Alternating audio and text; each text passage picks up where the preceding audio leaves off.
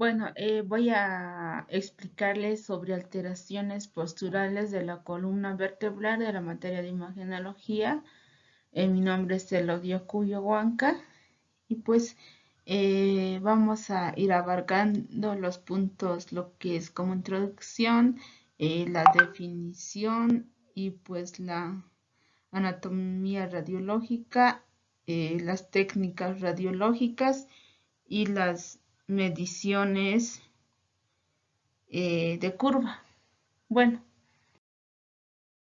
como introducción tenemos que existen tres tipos de alteraciones posturales, lo que es en la columna vertebral dorsal, lumbar, la cifosis, escoliosis y hiperlordosis. También hay cuatro curvaturas en la columna vertebral cervical, la torácica lumbar y la sacra. Las curvaturas junto con los discos intervertebrales ayudan a observar lo que es la distribución, el esfuerzo que se presenta por las actividades diarias más intensas, tales como correr y saltar. Bueno, aquí observamos lo que es la curvatura cervical, que tiene la cavidad posterior, lo que es la lordosis. Y pues acá tenemos lo que es la torácica, las lordosis torácicas, y pues tiene una concavidad anterior, sería cifosis. Y por la lumbar tiene concavidad posterior, llega a ser lo que es la lordosis. Y la sacra tiene concavidad anterior, llegaría a ser cifosis. Entonces sería lordosis, cifosis, lordosis y cifosis.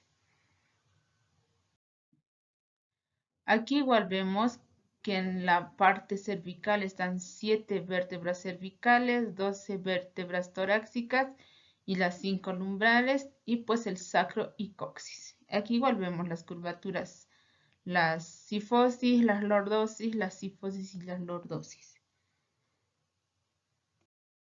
La definición de escoliosis más que todo son curvaturas laterales de la columna vertebral, lo cual nos dice que la escoliosis generalmente se presenta durante un periodo de crecimiento ante la pubertad. En la mayoría de los casos es leve y presenta pocos síntomas.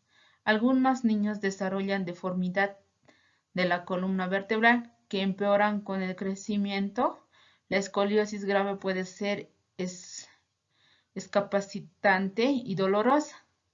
A menudo no se necesita ningún tratamiento, a veces se requiere el uso de un soporte para espaldas o cirugías. También hay otra definición de la escoliosis que nos dice que la escoliosis es una deformidad tridimensional de la columna, ya que esta es una estructura tridimensional que puede resumirse como una torsión sobre su eje longitudinal que forma con él.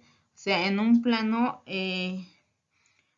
frontal hay un desplazamiento lateral y en un plano lateral se modifican las curvaturas fisiológicas y en el horizontal se presenta una rotación de las vértebras.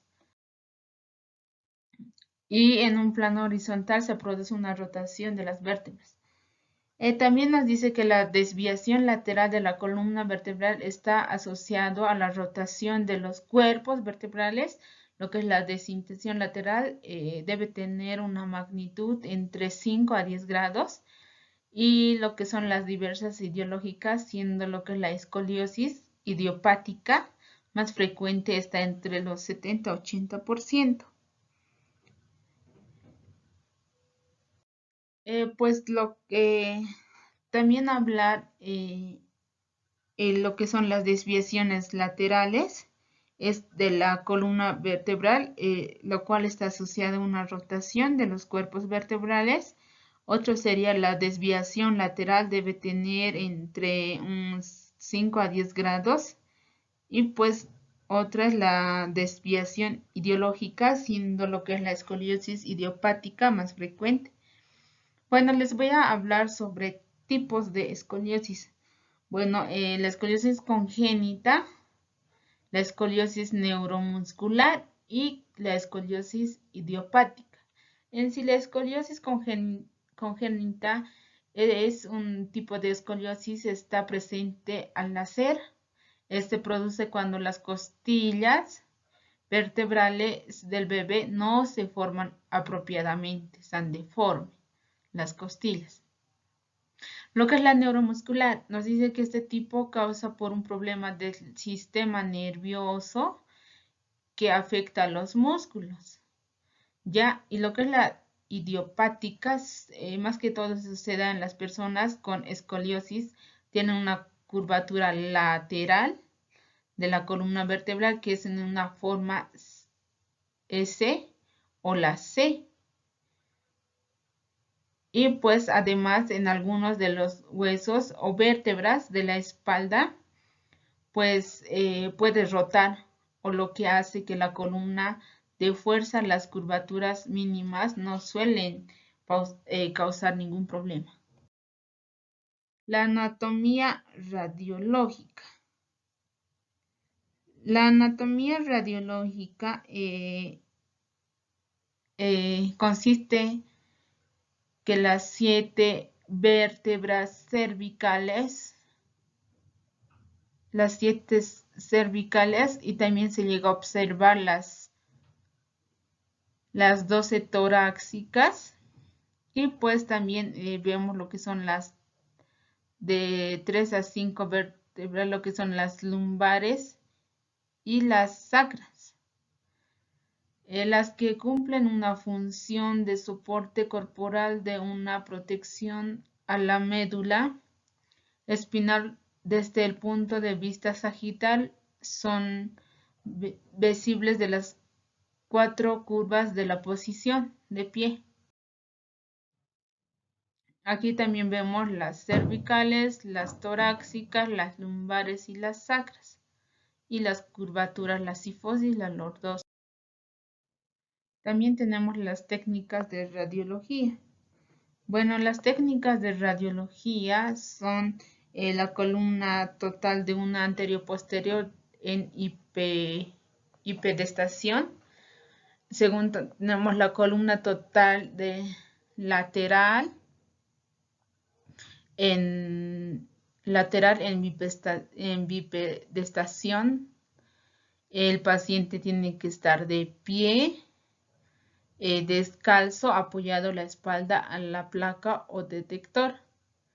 El término utilizado en la solicitud de examen total, espinograma o espinografía panorámica de columna total, escoliograma, teloradiograma.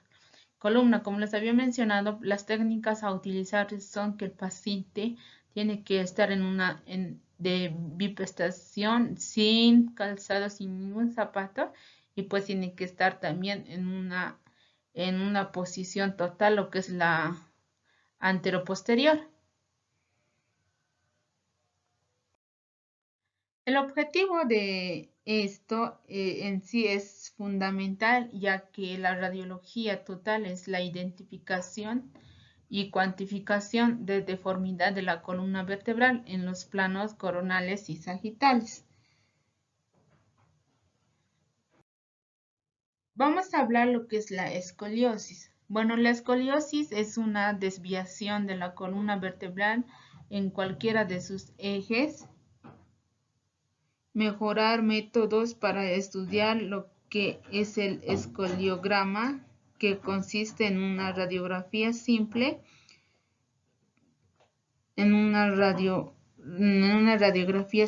que incluya todo lo que es la columna en un plano anterior, posterior y lateral. En ocasiones sobre una cuadrícula de referencia, más utilizada en las telemétricas para valorar las dismetrías de extremidades.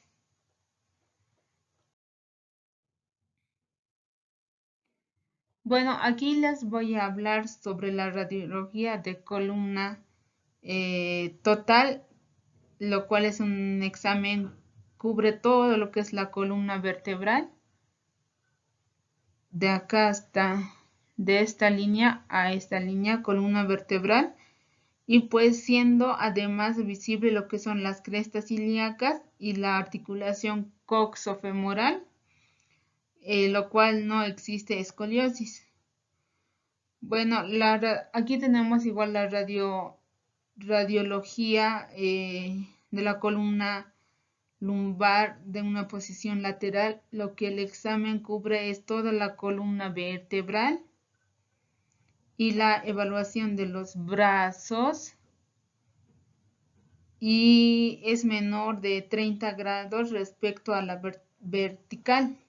La cifosis torácica y lordosis lumbar se encuentra en rangos normales. Cifosis, lordosis. Bueno, las proyecciones adicionales. Las proyecciones adicionales, como la inclinación lateral, es una test de Vendick necesaria para evaluar lo que es la flexibilidad de las curvaturas y su grado de corrección. De acuerdo a esto, se puede catalogar lo que es estructurales y no estructurales.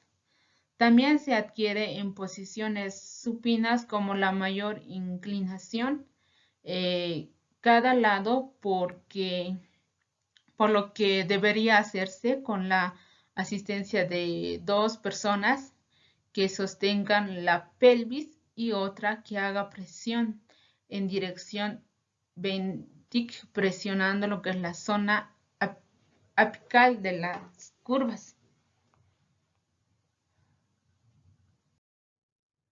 Bueno, aquí tenemos lo que es en una radiografía, en una vista frontal, en una inclinación derecha y una inclinación izquierda. Bueno, en sí la teleradiografía o espinograma de la columna en proyección frontal o en una proyección anterio-posterior muestra con una inclinación lateral o en una inclinación lateral a la derecha o izquierda en que existen significadamente correcciones las curvaturas torácicas, principalmente derecha y toracolumbar izquierdo. Bueno, la clasificación de la escoliosis. Bueno, la clasificación en sí se clasifica en idiopatía prácticamente de 80% de los casos, la congénita neuromuscular, la deformidad vertical. De acuerdo a la edad de inicio de las escoliosis idiopáticas, se clasifican en inicio infantil de 0 a 3 años, en un inicio juvenil de 3 a 10 años, y la escoliosis de adolescentes de 10 a 15 años, y maduras óseas y escoliosis del adulto a partir de la maduración ósea. Tenemos las mediciones de curvas. Bueno, se marca un punto en el centro del cuerpo vertebral, en cada una de las 3 vértebras, y pues termina lo que es el trazado lineal desde la parte más alta, o sea, la parte más alta o vértice de cada extremo, el ángulo de la curvatura, lo que es la divergencia de estas 2 líneas, la relación entre el grado de 180 grados.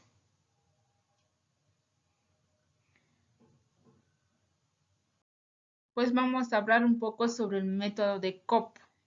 El método de Cope nos dice que este método es más utilizado para lo que es para la medición de curvas fisiológicas o patológicas de la columna, tanto en los planos coronales y sagitales. Inicialmente este método de Cope básicamente fue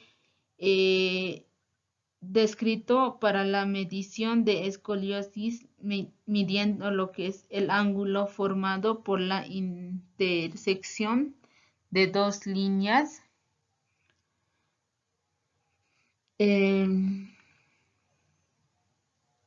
también trazando paralelas al platillo superior, lo que es de la vértebra proximal, y al platillo inferior de la vértebra distal de la curva escoliótica.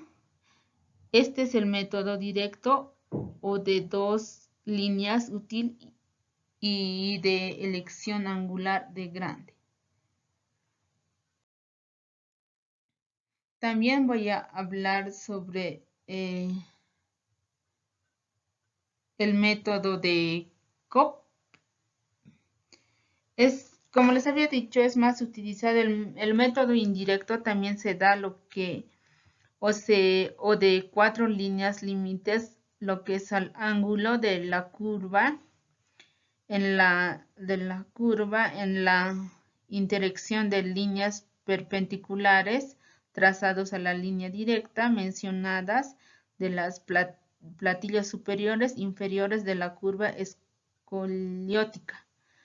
Esta técnica es utilizada en ángulos de menor magnitud, siendo necesarios considerar que por una mayor utilización de líneas y ángulos se asocian lo que es la mayor variabilidad de error.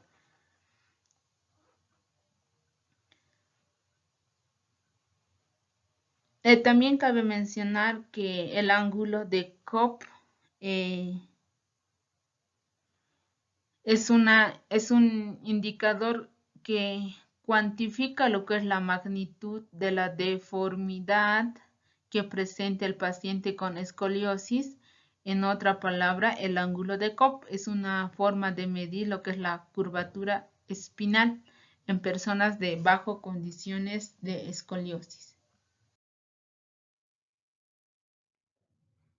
Bueno, aquí en esta imagen observamos, o en esta radiografía observamos que en sí es esta imagen que ve básicamente consiste en la interacción de dos líneas paralelas a los platillos superiores de la vértebra superior y las curvas de observamos y el platillo inferior de la vértebra inferior, como muestra la imagen. Los valores normales para la lumbar son entre 15 a 30 grados.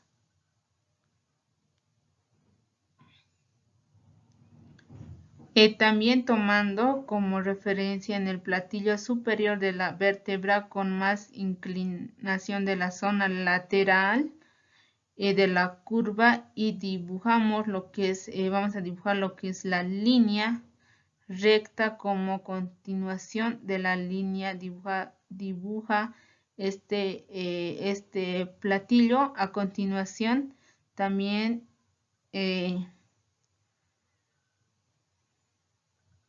la interacción entre estas dos líneas, entre estas dos líneas van a formar lo que es el ángulo que queremos medir. Medición como vemos, como en esta imagen se está midiendo. Los ángulos de Cope, ángulo de escoliosis en una rayos X simple. Pues aquí se vamos a explicar un poco mejor para que se vaya comprendiendo. La vértebra apical es la vértebra más desviada. Vamos a buscar el punto más desviada al eje de la vértebra 1, ¿ya? Y la vértebra límite es la vértebra más craneal y caudal, cuyo platillo superior o inferior tiene mayor inclinación, o sea, lo que tiene más inclinación y lo que tiene más desviación. En sí, el ángulo que vamos a ir formando por las desviaciones de las líneas paralelas al platillo superior e inferior de las vértebras limitales y pues lo que es la escoliosis es la curvatura mayor a 10 y la leve es 10 a 24 grados y la moderada sería 24 a 50 y severa de 50 grados. Pues aquí vemos que es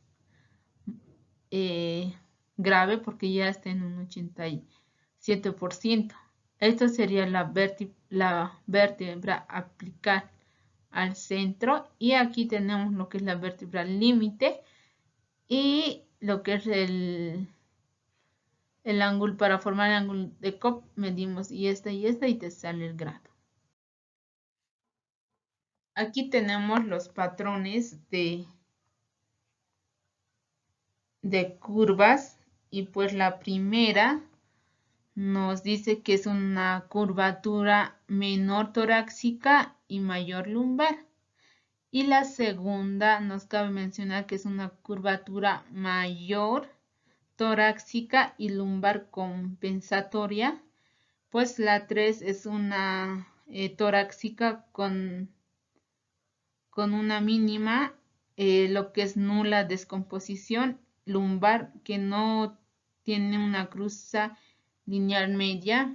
Y pues la 5 tenemos, la 4 tiene la toracolumbar muy descompensado, alcanzando a un límite entre la lumbar 4 y pues es en de doble curva torácica.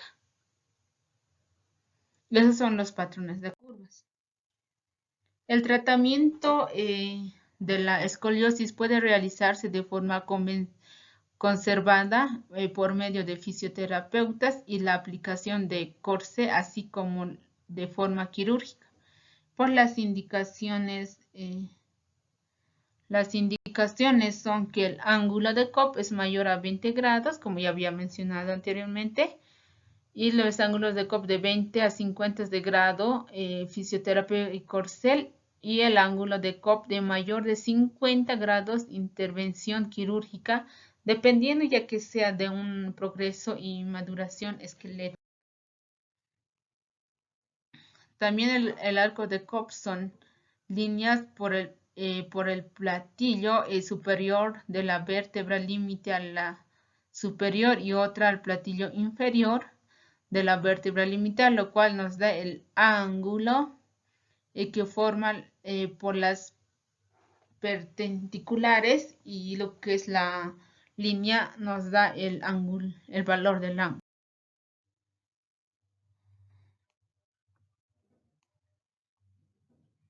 Aquí igual va mostrando los ángulos. Aquí tiene un ángulo de Cobb de 35 grados. Y en aquí igual es una lordosis lumbar que muestra en un ángulo de 50 a 60 grados. Es una lordosis de columna lumbar. Aquí tenemos una proyección lateral de un ángulo de Fergus normal de 38 a 42 grados entre la L5 y la sacro. Aquí también tenemos la curvatura de lordosis cervical, que está en un normal de 40 grados, hiperlordosis de 40, corrección 40 y inversión 0.